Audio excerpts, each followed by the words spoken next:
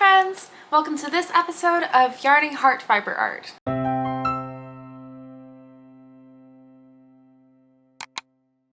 My name is Jess. You can find me on Instagram at yarnyheart, and this is the show where I talk about all the yarny things that I've been up to. As you can see, I'm not wearing any knitwear right now. It's a little too toasty for a lot of the things that I've knitted. I usually knit sweaters. I don't have a whole lot of warm weather knit garments, and so I'm just wearing a t-shirt today. This is my favorite Final Fantasy 14 t-shirt. Yeah, it's getting a little toasty. I think it is going to cool off a little later this week, which will make it a little pleasant to work on some of the things that you will see later on in this episode that I have to show you.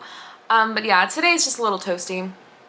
So that being said, what I have to share with you today, I have 3 finished objects. Is that correct? Yeah, 3 finished objects, 2 new works in progress, and I think later on I'm also going to share some of my plans for future cast-ons in the immediate future, since I have cleared some things off of my needles. So let's go ahead and get started. So the first finished object that I want to share with you, I no longer have in my possession, but I did take some pictures of it before I gave it away, so I'll put some pictures on the screen here. But these are my daily socks by Summer Lee. I have been giving updates, I think, on the past few episodes of the podcast on the progress on these socks. But I kind of just sped through, like, I think last time I shared it, I was almost done with the first sock. But the second sock, I just breezed right through it. Like, usually I have pretty bad second sock syndrome, but not this time for some reason. I just felt really motivated to finish them. Maybe because I was gifting them, or, I mean, yeah, maybe because I was gifting them, but more so in the sense that I wanted to hurry up and work on some more socks for myself too. But regardless, they're done. So these are socks from my boyfriend, and the pattern is the Daily Socks by Summer Lee. I've shared the yarn several times before at this point, but it was that Purl Up and Dye yarn from Pearlescence Yarns, which is no longer in business. And that was thrifted secondhand from the yarn swap that I went to several months ago. So that was the yarn that I used. It's kind of like this nice blue and white, variegated. Not typically my thing, but I think with this particular sock pattern, with the slip stitch pattern that's used throughout the whole sock, I think it did end up looking pretty nice. So very happy with how those came out, and they fit him perfectly after, even after all of my waffling back and forth on whether or not they would fit, or like the weird sizing and stuff like that. In the end, they did fit him, so all's well that ends well. And as you can see, I got myself some sock blockers. I haven't had sock blockers. Usually I just kind of toss them in the wash, but I figured if I'm going to be knitting more socks, like, they can't be that expensive. I've also heard from a lot of people that having sock blockers helps the socks dry a lot faster when you block them, because there's air passing through the middle. And I can say that after having used the sock blockers on this pair, I do like them. I'm glad that I bought them, because they do look really nice coming off of the sock blockers. So I'm glad that I got those. Just cheap little sock blockers off of Amazon. I'll put the link in the description of where you can find those same sock blockers. I like them. I can see where some people might not favor them, because they are only one, or this particular sock blocker is only one size. But like, as opposed to a lot of other sock blockers will be adjustable, or they'll come in a family pack, so to speak, where they have different sizes available. But this one is just one size, and I believe it's sized for like a women's size 8. That sounds right, like a women's size 8 or 8.5. I wear a size 7 or a size 8. Usually I'm a little smaller than an 8, but quite honestly, like, it works. I think it'll be fine.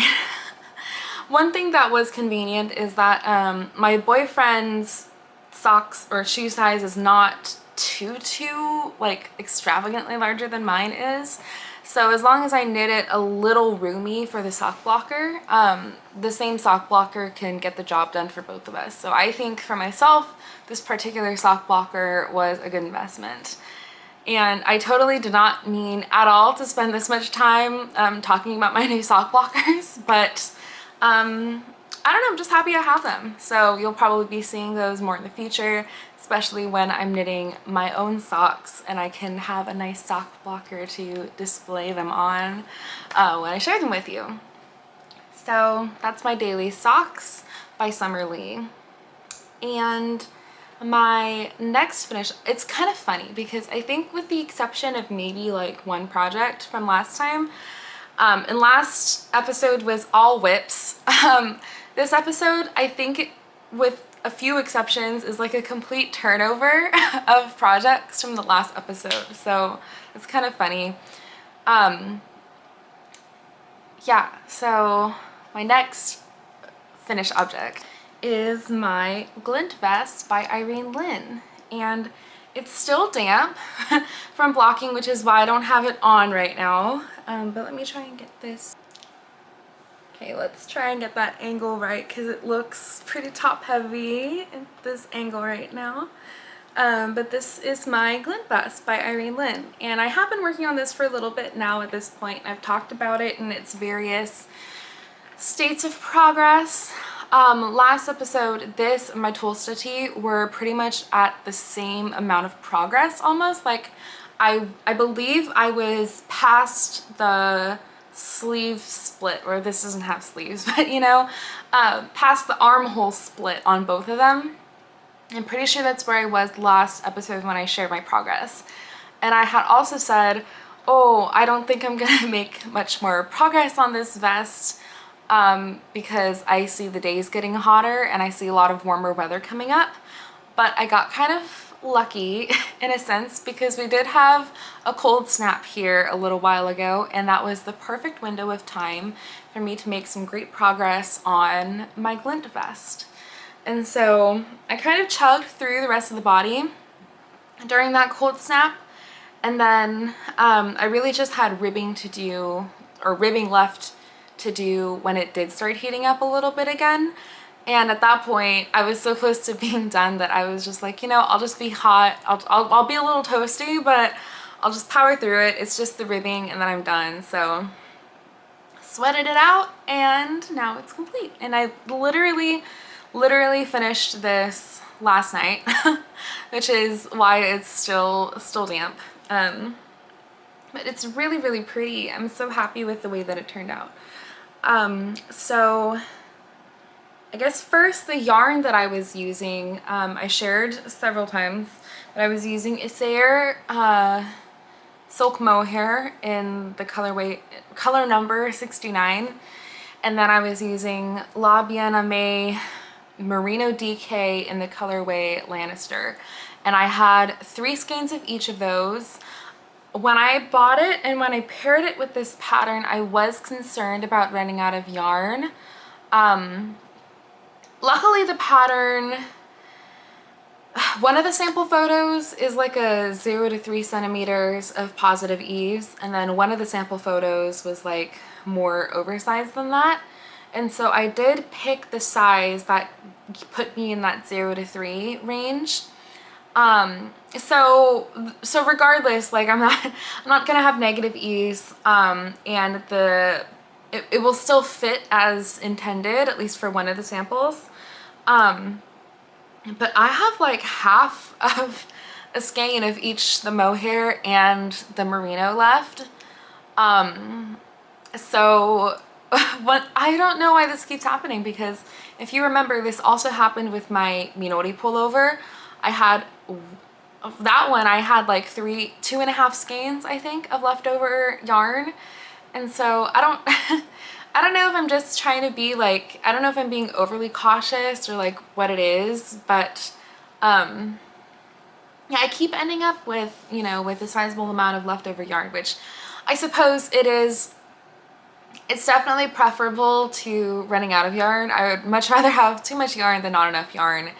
And especially for this pattern specifically, I did buy the correct amount of yarn because I used half of each of those last balls. But I feel like I definitely could have knit a size bigger, you know, in hindsight, which it's okay, you know. It'll still be really nice. I'm not regretting knitting this pattern at all. It's a beautiful pattern. Yeah, it just works up so beautifully. But I do definitely feel like I could have knit a size bigger. But like I said, it is what it is. I have commented on the yarn before. This is a dream combination. Now that it's complete, I can maybe show you some of the close-up details.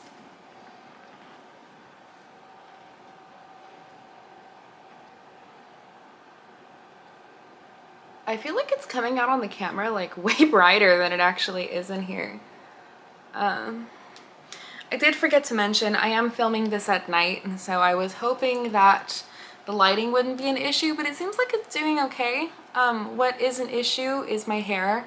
It's been a long, full day of work and everything, so just bear with me here. Yeah, beautiful pattern. It is one technique in here that I have not done before, that this is my first time doing, was Italian bind off. I've never had to do Italian bind off for any of the patterns that I've knitted so far. And so I learned how to do Italian bind off, and I will now say that I completely understand a lot of knitters' like love-hate relationship with Italian bind off, because it is gorgeous. It's a beautiful bind off, nice and stretchy, very professional looking. It's a gorgeous bind off, but it is really tedious. Like this bottom hem is also Italian bind off with all that ribbing, and I just feel like it took me ages to bind off all of that, but you know, I do think it was well worth it. I will say, even though it was tedious and it was kind of time consuming, I didn't mind the process. Like, I really just didn't mind the process a whole lot. I'm also the kind of weirdo that like enjoys Kitchener stitch, so maybe that has something to do with it. But like, the thing about Kitchener stitch, I get so much satisfaction from watching the graft edge appear. Like, it's so satisfying to me to see it like work seamlessly. So I actually enjoy Kitchener stitch. I know I'm kind of weird for saying that, maybe, but maybe that has something to do with why I really didn't mind doing the Italian bind off. I think it's kind of that same sense of satisfaction. So I didn't mind it, just took a while, but turned into a very beautiful garment. And if I end up, I think it is supposed to get cooler. Did I say that already? I feel like I said that already, that it's supposed to get a little cooler later this week, so maybe I will get a chance to wear this somewhere and then snap some pictures in there. But if I do end up doing that, then I'll have some pictures to share. But if not, then, you know, I'll definitely be posting pictures on Instagram at the first chance I get to take pictures in this all dressed up. So if I'm not able to put them here, definitely keep an eye out on Instagram, because I'm very proud of this one. I'm really happy with the way it turned out. So next up, I don't think I actually expected to get either or both of these done before this episode, but it just so happened that way. So this is my Tolsta tee by Rebecca Clow. It does look massive. It is kind of massive. And once again, I did knit this either 1 or 2 sizes larger than I needed to for my size, but I wanted it to be really oversized. Like, I wanted it to be pretty much loungewear for me, or like grocery store wear, you know what I mean? Just like something simple, like this yarn I got for super cheap a long time ago that was just hanging out in my stash. It's something comfortable that I don't mind wearing for a whatever kind of occasion. You know what I mean? Everybody needs those kinds of pieces, I feel. Anyway, so it does look huge because it is kind of huge. But this is my tolsta tee. Yeah, it's enormous. But I like it that way. It's super comfy. Yeah, so I literally just did the final bind off on the last sleeve, like before I recorded this, but like today. I'm talking about today. I finished it today. So I finished work. I finished binding off this edge. Then I had myself a little bit of dinner, and then I sat down to record this episode. So yeah, literally fresh off the needles, and you can see all of the little dingly dangly ends and stuff that need to be woven in because of the shoulder striping that I did and the color changes. Yeah, so that's it. This is a pretty basic pattern, just an all stockinette raglan t-shirt. And then I did talk about, last time I showed this, I talked about the modifications that I was planning on making, or not modifications, but like customizations that I was planning on making. I had already had this collar edge done, but I did not have this bottom ribbing done. So I did the bottom ribbing to match the collar, and then I did these nice little athletic stripes on the sleeves. And then the sleeve ribbing is very short, so I just did that in the main body kind of buttery color. But I think it turned out really cute. Like I was worried at first about it not looking very cohesive, but I think after it, now that it's done, I think it does look very cohesive, and I'm liking how it turned out. Yeah. You know what? I'll just try it on real quick. Mind all of the dangly bits. Just forget that's there. Ta-da! So this has been steam blocked really quickly, but oopsie. I keep moving. So there's a rug right here, and my tripod's on the rug, and every time I get up, I accidentally move the rug, which moves the tripod. Whatever. Yeah, it's real cute. It did end up pretty comfy. Is this on backwards? No, it's not. I think it was. So one thing that did happen when I was knitting it is because it's kind of like this back neck short row shaping that raises the back neck. And when I was working in the flat, my gauge was wildly different from when I was working in the round. That is actually one of my consistent issues with this piece, was keeping a consistent gauge. It's a really loose gauge, even though I was working with a sport weight instead of the suggested fingering weight. I still had a really loose gauge. And I've heard a lot of people say that with Rebecca Close patterns, that she does kind of have a loose gauge. And I'm already a pretty tight knitter, so yeah, this gauge was very, very loose. But regardless of that, so like in the back, like this part where the short row shaping is, my gauge was super tight, and then it got really loose when I got into the round. And I was concerned about that a little bit, but not too concerned, because once again, like I had said, like I was hoping that this would be kind of like a more lounging around kind of piece. So yeah, so I was concerned about that. But then when I steam blocked it just now, it went away. It just completely disappeared. And I think because the rest of the gauge is so loose, it had a lot of room to like breathe and like meld with the rest of the fabric. So that was nice that it kind of blocked out. Luckily, some of my other lumpy bumpy bits in the stockinette did also kind of block out, like you can kind of see here in the front, texture wise. It's not very even. I think it's in part the gauge already, like the suggested gauge that I was trying to hit. But I think in part it's probably partially the yarn's fault too, This is just 100% cotton. I'm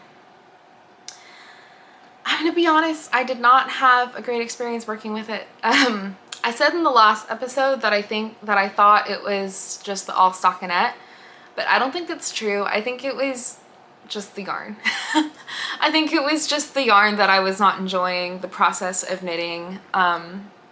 Because especially like, if I think back to some of the other projects that I've done, like my Between Petals pullover, which does have a colorwork yoke, but the rest of the pattern is all stockinette, and I didn't really have a problem with knitting all that stockinette, like especially for the sleeves. Like Sleeve Island, the sleeves on that pullover were pretty brutal just because they were balloon sleeves, and so they got not decreased, but even bigger the longer you went, so it's just more and more knitting as you go along. So that was pretty brutal, but I don't think the stockinette itself was the part that I didn't enjoy. So I think it's just this yarn. And in hindsight, I do think that I would have enjoyed crocheting with this yarn a lot more than I did knitting with it. It's just kind of a weird thickness, not very much give. It didn't bloom very well as I was knitting it, if that makes any sense. Like it didn't fill in gaps like a merino would, because it's not squishy like a merino or like a wool. It's not squishy like a wool, and so it didn't really bloom or fill those gaps in like a wool would. And so I don't know, I just didn't like it. The knitting of it, I mean, I didn't like the knitting of it, but I think the final product turned out really well. Yeah, and so I think I'm gonna have to put a tag on this, because right now it's really hard to tell which one is the back and which one is the front, and I keep putting it on backwards. So maybe I'll look into putting a tag on here. I know last time I did also talk about possibly embroidering a pom pom pudding on the breast here, because it's totally like pom pom pudding color palette. But I don't think I'm gonna do that. I'm just gonna leave it as is. I think it's really cute as is. And it'll be nice as we get even warmer, because as warm as it's getting now, I know that this isn't even close to the peak of what it's gonna be like when summer finally comes. So yeah, that's that. Actually, I was gonna show you my new project, but before I get into my new cast-ons and whips, I just want to share, I talked last time about how I was doing these animal donuts, and I have one complete animal donut. You're also supposed to put sprinkles on the frosting part, but I figured that I would just wait until I had a bunch of them done so that I could do the sprinkles all at once and it wouldn't seem so tedious. I think my least favorite part about making amigurumi is doing the embroidery details. I don't really like that part. So I thought, you know, if I just save up a bunch of them to do the sprinkles all at once, then I can just bang them all out. But here's my first animal donut. It's a little bunny. And this bottom color, I really can't tell if it's like pink or purple. So it's like ambiguously a strawberry or a lavender frosting donut. But you know, whatever. So one donut. Now let me get into my new cast-ons. I think all my whips right now are new cast-ons, which is kind of funny. But you know, I deserve it because okay, to preface this, I casted on these two before I finished those two, so it's not really, I was about to say that I deserve it because I cleared my needles some, but I jumped the gun on that, so, you know, whatever. So this is my first new cast on. It's a sock for myself. Well, it will be a pair of socks, but right now it's only one sock, so eventually a pair of socks. But this is, oh, what's it called? It's called the Very Berry Garden. So this is a pattern, sock pattern bundle called the Very Berry Garden. I call it a bundle because it's really, you can mix and match like all the different motifs or like toe box styles or heel styles or cuff styles and stuff. So you can mix and match them. I think there's a total of 38 or 39 possible combinations, which is really cool because it's like a bunch of patterns in one essentially. And I really like all of the different combinations. And so yeah, so this is the Very Berry Garden Socks by Yucca. And the one that I'm doing is the mixed berry motif for the main foot. And then it has this really, what I fell in love with was this twisted rib kind of like chevron pattern on the toe. I really hope this focuses. Oh, there we go. So it's so cute. That's the part that I really fell in love with first. Yeah, so there are 4 different main foot motifs. There's a strawberry, which the mixed berry is a mix of 2 of them. So there's a strawberry one, a raspberry one, a mixed berry one, and then I think it's called, I'm going to look it up before I say it incorrectly. And then oh, okay, sorry. So it's not called raspberry, it's just resembling raspberry. So there's a strawberry version, a tsubu berry version, a mixed berry version, and the mixed berry is a combination of the strawberry and the tsubu berry. And then the last one is a hitotsubu berry. I really liked the hitotsubu berry one. But then I kind of didn't think that it would go as well with this sock yarn. I kind of wanted to do it with one that's maybe a little more speckly. So that might be in my future too, since I own all the patterns now. But you can see the strawberry.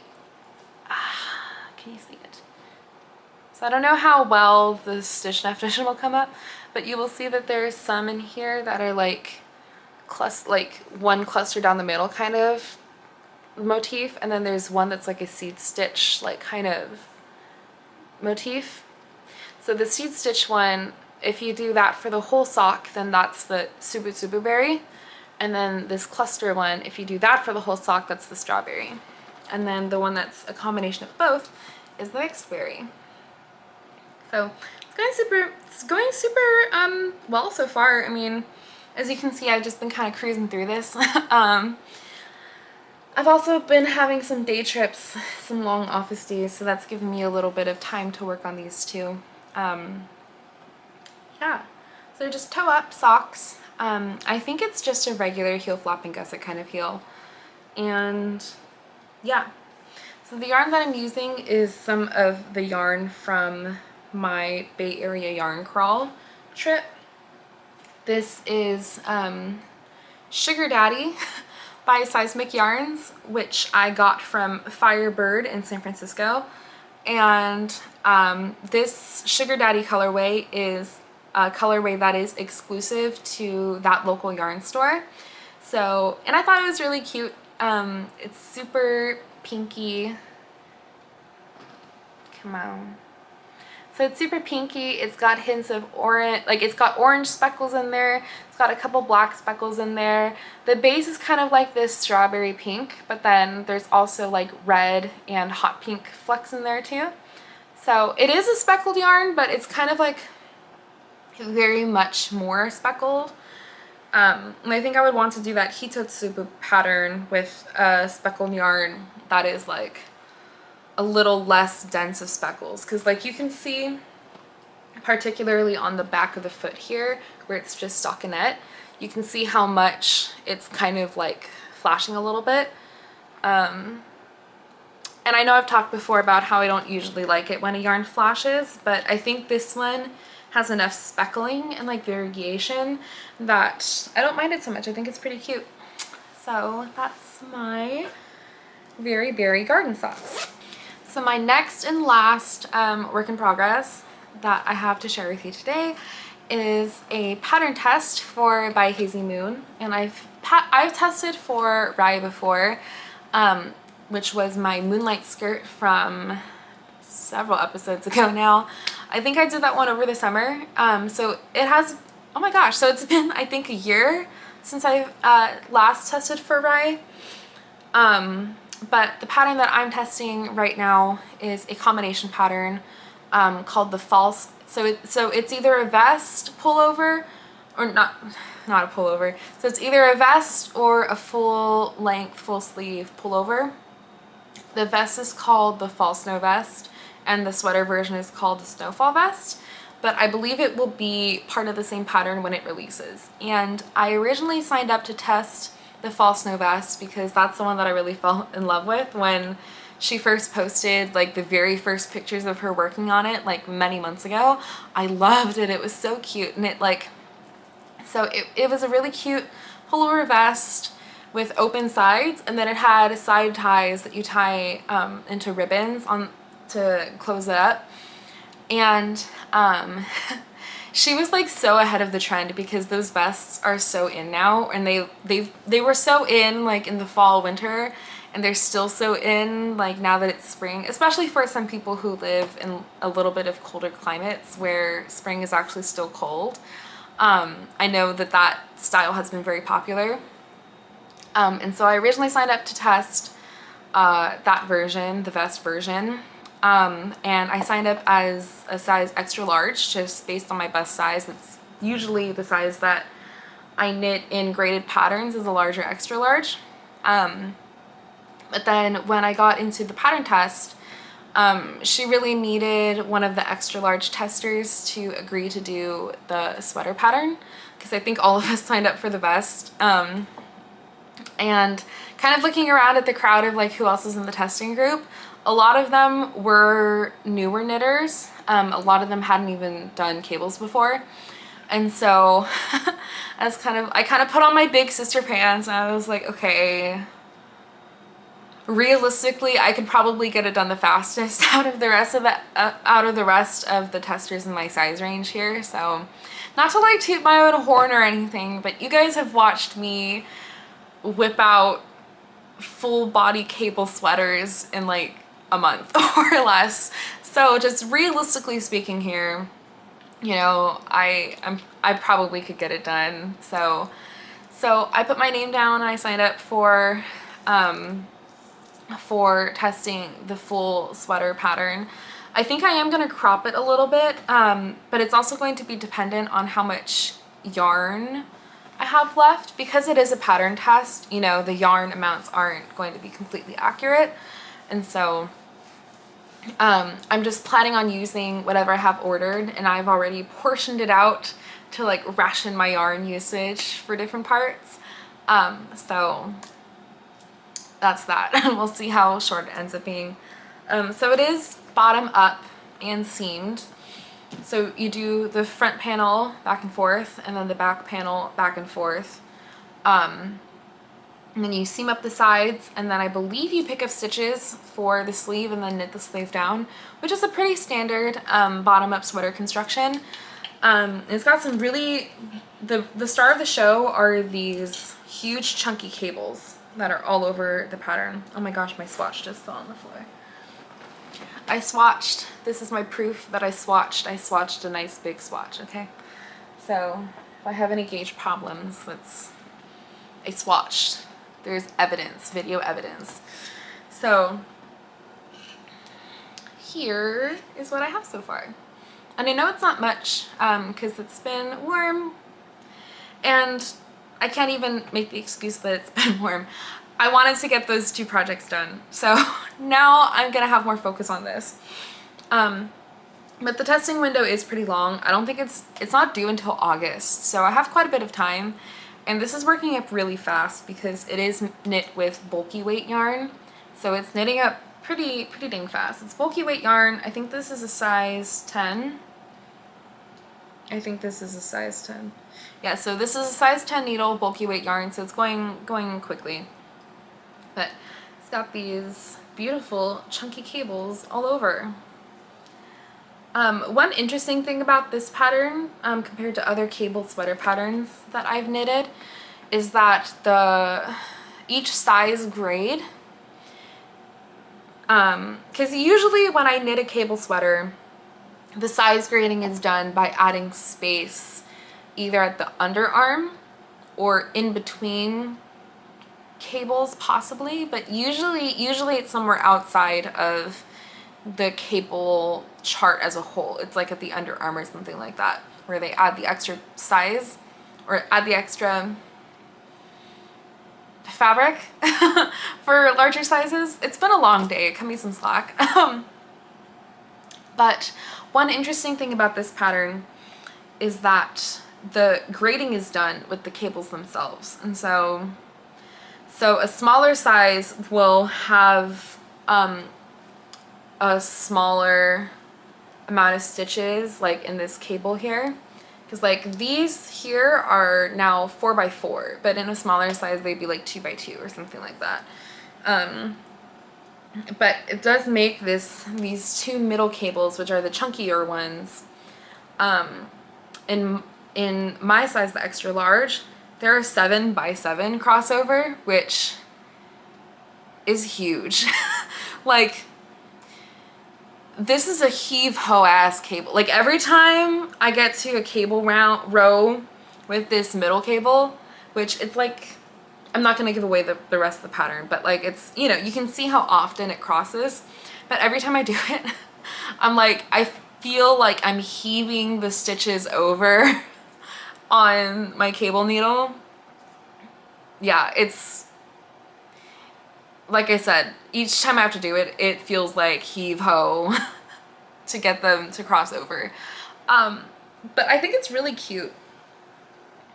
Because one thing with the grading being done that way is the look of the size small, which the look is this oversized, hugely cables so big and chunky compared to the size of the garment.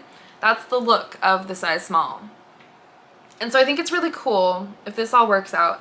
I think it's really cool that for the size extra large, the goal is to have the cables be that chunky for that look and aesthetic to kind of cross over into the larger sizes. So I'm really excited to see how this goes, and I'll keep you updated on how this 7x7 cable works up.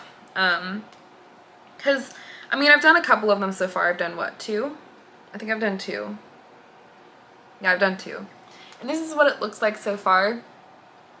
I'm also curious to block it out and see what it looks like when it's blocked out, to see if it stretches or blooms open more. But yeah, so that's how this is going. Yeah. Let me talk about the yarn for this real quick. I am using Wool of the Andes Bulky Weight in the colorway Blossom Heather. So this is one full skein of this. So there's 137 yards or 100 grams, or per 100 grams, and I ordered 10 of these. So hopefully that should be enough. Yeah, like I said, I ordered 10, so the way that I'm rationing this out is I'm giving myself 3 skeins for the front panel, 3 skeins for the back panel, plus whatever, because I assume the back panel will use a little more than the front panel, but roughly 3 skeins for each. And then whatever's left over, I will divide in half, and that will be my sleeves. And I think that should work out pretty well, I think, hopefully. Yeah, it's a really pretty colorway. It reminds me of, it's really giving strawberry smoothie, especially knit up like this, because it is heathered. It's giving strawberry smoothie, and it's so cute. It's like so spring, so cute. I love pink so much. I mean, as you can tell by my setup. But as much as I love pink, I find that I haven't knitted with pink in a long time, or I haven't knitted as many pink things as maybe I should. So yeah, so it's 2 pinks so far. The socks, the sweater. That's all of my current works in progress. I'm gonna take a little water break before I tell you about some of the other yarns that I have stashed back here. So I don't have any acquisitions to share, but I do have a couple of future plans that are probably gonna get on the needles pretty quickly here. Even though I have some projects going, especially that sweater, having finished something, I'm really itching to like cast something on, like cast something new on, you know, I want something new. So originally, I had planned that my next cast on was going to be the Oolong Tank by Amy Scher. Because I already have yarn for it. I bought some Mary Lynn from the Bay Area Yarn Crawl specifically to make that tank top. But over the weekend, my card information, my debit card information got compromised, and so I had to cancel that card, and I'm still waiting for my replacement card. So unfortunately, what that means is I cannot pay $10 for a knitting pattern because I don't have a card. So but I really want to cast something on, and so now the focus is, okay, so you want to cast something on, so let's do either a free pattern or a pattern that we already own. So here's kind of what is most likely going to make it onto my needles within the next week while I'm waiting for my card to come in the mail. So I shared earlier in a couple episodes ago that I had knitted that Romanticist bandana for my friend, and I loved it so much, and so I already own the pattern, and like I had mentioned, I have a ton of just like sport or DK weight cotton yarn lying around. So I have this should be almost 50 grams, which is what the pattern calls for, of Pima cotton yarn. This, I believe, is Amano Yarns Sami, but this was left over from my Chihiro cardigan that I made. It's just a nice little pale pink, and so I do think that I'm probably going to cast on another Romanticist bandana for myself, especially because, you know, as the weather's getting hotter, I do actually want to have one of these bandanas to be able to use, and pink kind of matches everything. I also bought recently a new pair of sneakers that are also pink, and so it'll just be pink all around, it'll match, it'll be cute. So this is one future cast on that I have planned for the near future. And then also during the Bay Area yarn, I only just remembered this while I was setting up my camera to film this podcast, but I actually purchased a pattern during the Bay Area Yarn Crawl for the boho cami, and I purchased yarn to knit it with. I completely forgot about that. So that's another option that I have. Instead of casting on the Oolong Tank, I could cast on the boho cami instead by, I completely butchered her name last time, by Life is Cozy. I'm so sorry for the previous episode. I completely flubbed it. But the boho cami by Life is Cozy. And so I might also cast that on as an alternative to that Oolong Tank.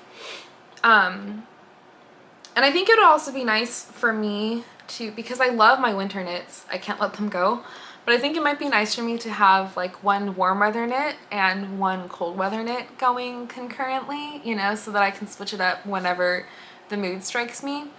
Or especially with that one, because it is a test knit, that has to be done by August. You know, as it gets hotter, if I'm still working on it, I'm probably going to have to blast my AC and just power through it for a little bit. But I think having a warm weather garment will be a nice break from doing like a sweater kind of situation. So this is one option that I have. Oh, and the yarn. This is by Sincere Sheep, which is out of Napa Valley. So the yarn is called Coastal. It is 50% Shaniko wool, 25% mulberry silk, 25% Belgian linen. So I've been excited to work with this yarn, so maybe I will just cast on with this. But it is a sport weight, 410 yards. The colorway is called Be Mine. And it's this nice lavender. So yeah, that's another option that I have. And then my third option is this extremely unappealing bag full of yarn, but I wanted to keep it together. So this is yarn that I got from the yarn swap a couple months ago that I mentioned earlier too. But this is that like mystery-ish yarn called Korean by Wendy, And since doing that episode, I have gone to the ends of the internet trying to research this yarn because it just has a weight. It does not actually have like yardage or anything on here. And still online I couldn't find very much about this yarn. So it remains a complete mystery. It looks like it's pretty old, but it is a mix of acrylic, polyester, and nylon, which it's better than Shein. And I have like a sweater quantity of it, so. I also had the hardest time figuring out what weight this is supposed to be because the internet says it's bulky weight. This is not a bulky weight. Can you see that? Look at that. Here's my finger. Here's my finger next to that. So the internet says this is a bulky weight. And even the tag on here says to use a size 7 through 9 needle. But that's a lie. Like, that's just a straight up lie, because look at this. This is not at all a bulky weight. Like, if anything, I would say it's like, just by the fiber itself, it is more like a sport, maybe, or like a heavy fingering or a sport is what I want to say.